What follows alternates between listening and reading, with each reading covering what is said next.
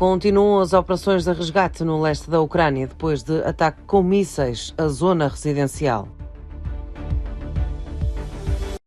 O Partido Liberal Democrático do antigo primeiro-ministro assassinado na sexta-feira saiu reforçado nas eleições parlamentares no Japão. Começou a perder, virou o jogo e venceu a partida em 4 sets. Novak Djokovic é campeão em Wimbledon pela 7ª vez. Foram encontrados mais 9 corpos debaixo dos escombros dos edifícios residenciais em Chassivyar, no leste da Ucrânia. Foram atingidos por mísseis russos este domingo. O número de mortos sobe assim para 15. Foram resgatadas 5 pessoas com vida, incluindo um homem envolvido num resgate que durou horas. As autoridades acreditam que entre os destroços estão ainda mais 10 pessoas vítimas do ataque. As operações de resgate continuam. A casa de Oksana está irreconhecível, mas as perdas são bem maiores do que as perdas materiais. Oksana conta como o marido e o filho perderam a vida no momento em que o segundo míssil atingiu o apartamento.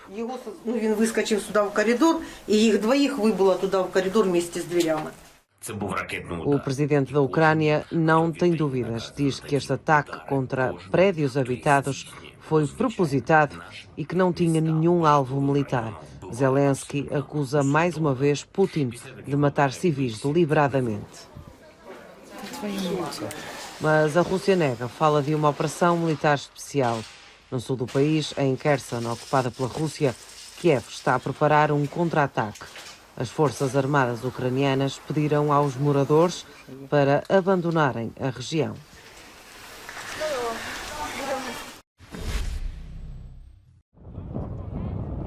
Dois tiroteios em bares na África do Sul provocaram a morte a pelo menos 19 pessoas e deixaram 9 feridos.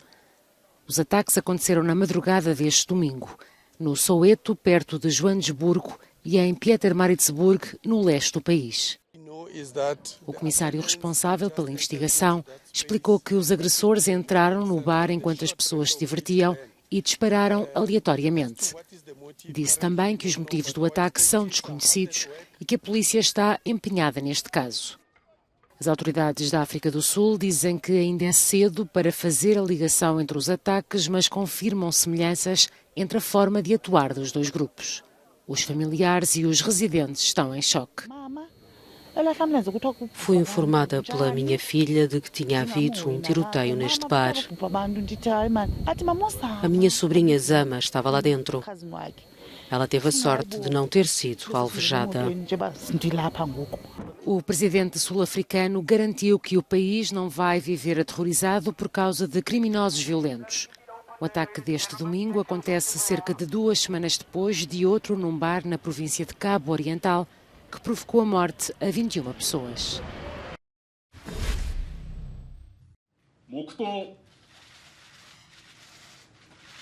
Antes de anunciar os vencedores das eleições parlamentares deste domingo, o primeiro-ministro japonês pediu 1 minuto de silêncio em memória de Shinzo Abe.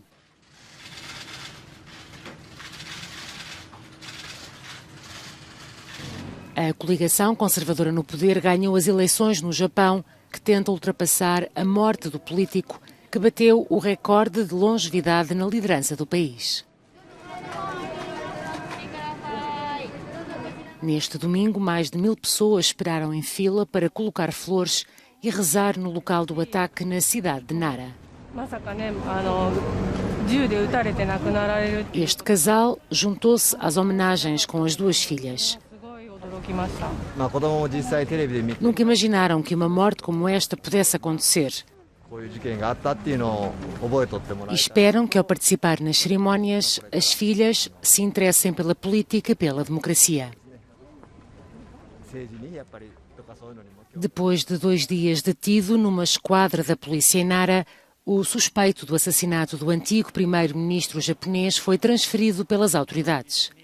Tetsuya Yamagami justificou o crime com uma suposta ligação de Shinzo Abe a um grupo religioso que provocou a ruína financeira da mãe.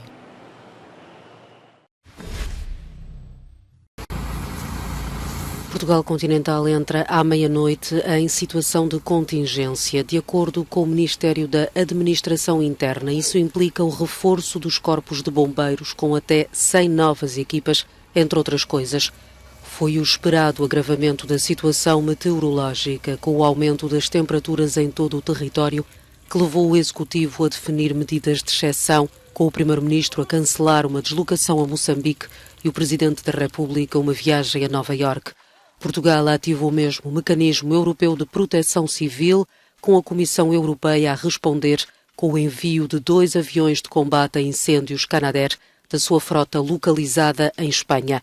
Os incêndios que lavraram este domingo pelo país estavam todos em fase de resolução, mas o agravar das condições não permite baixar os braços. Com o aumento dos casos de Covid-19, as autoridades sanitárias de Chipre voltaram a impor a obrigatoriedade do uso de máscara em locais fechados. A medida é válida para todos os cidadãos a partir dos 12 anos e entrou em vigor na passada sexta-feira. O Ministro da Saúde do país justifica a decisão com o aumento das infecções e dos internamentos hospitalares nas últimas semanas. Segundo dados oficiais, entre 25 de junho e 5 de julho foram registadas quase 200 mil infecções por Covid-19. Um homem diz que não chegou a tirar a máscara e que até usa máscara dupla. Já uma mulher diz que pensa que é algo que devem esperar por todos os desenvolvimentos, que não sabe se será uma medida permanente, que ninguém sabe. Nos aeroportos do país, os passageiros foram verificados. Segundo as autoridades, a abolição do uso de máscara contribuiu para o aumento de casos de Covid-19 em Chipre.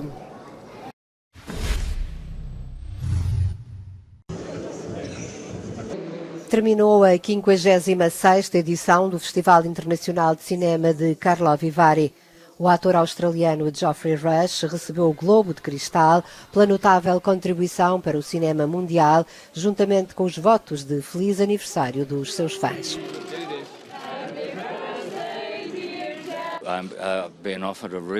O ator diz que lhe foi oferecido um papel muito desafiante e distinto, interpretar Groucho Marx, que foi um comediante muito famoso e ator de cinema com os seus irmãos, os irmãos Marx, e depois uma estrela de rádio e uma estrela de televisão. Explica que não é uma obra biográfica, é sobre os últimos 3 anos da vida de Marx. Descreve-o como uma tragicomédia sobre a mortalidade.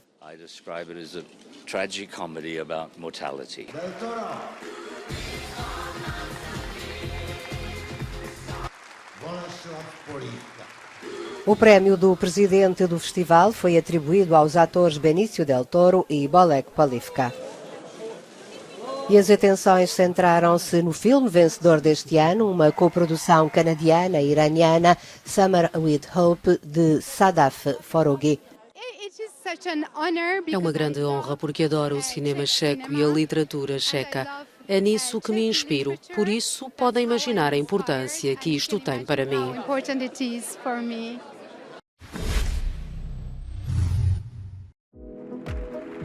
Mais um dia de glória para Novak Djokovic. O tenista sérvio venceu este domingo Nick Kyrgios e conquistou o 7º título do Wimbledon e o 21º Grand Slam da carreira. Djokovic começou a perder, mas virou o jogo e tornou-se campeão em 3 horas de partida e em 4 sets, com os parciais de 4-6, 6-3, 6-4 e 7-6. Com esta conquista, Djokovic fica a uma vitória de igualar o número de Grand Slams do recordista Rafael Nadal.